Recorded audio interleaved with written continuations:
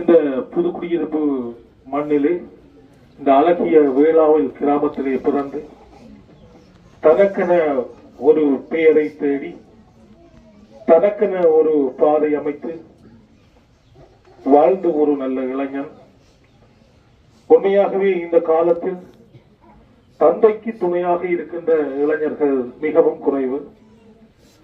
தனது தந்தைக்கு துணையாக இருந்த ஒரு இளைஞன் தனது தந்தையாரது தொழிலுக்கு தந்தையாரை ஏற்றிச் செல்வது முதல் தொட்டு தந்தையார் செய்கின்ற வேலைகளில் அரைவாசி வேலைகளை அவரே செய்து வந்தார்.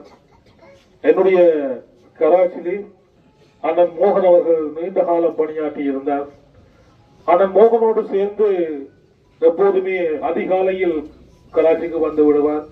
தந்தையாரோடு அவர் நடந்து கொள்ளுகின்ற விதம், அந்த அன்பு, தந்தையாரை சாப்பிட அழைக்கின்ற விதம், இவை அனைத்தும் பார்க்கும் போது உண்மையாகவே இப்பேற்பட்ட ஒரு இளைஞன் இருக்கிறாரா என்கின்ற ஒரு கேள்வி எனக்குள் எழுந்தது.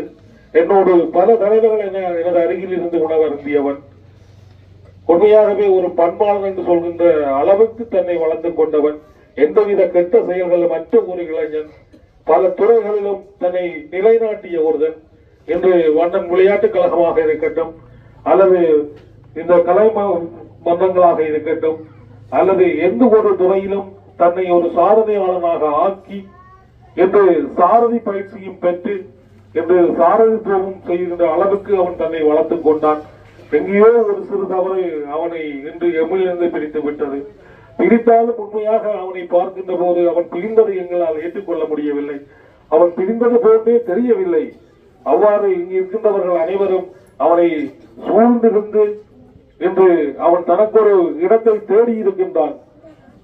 இப்பேற்பட்ட இந்த இளைஞனை பிரிந்து என்று வேதனையுற்றிருக்கின்ற என்னுடைய நண்பன் மோகன் அவர்கள், அவரை பார்க்கும் போது எனக்கு என்ன சொல்வதென்று கூட தெரியவில்லை. அவருக்கு ஆறுதல் கூறக்கூடிய வார்த்தைகள் கூட என்னிடம் இல்லை.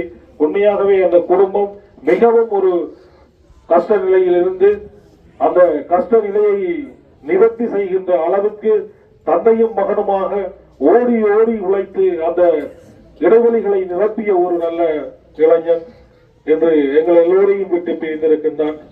உண்மையாகவே ஒரு பெரிய இழப்பு.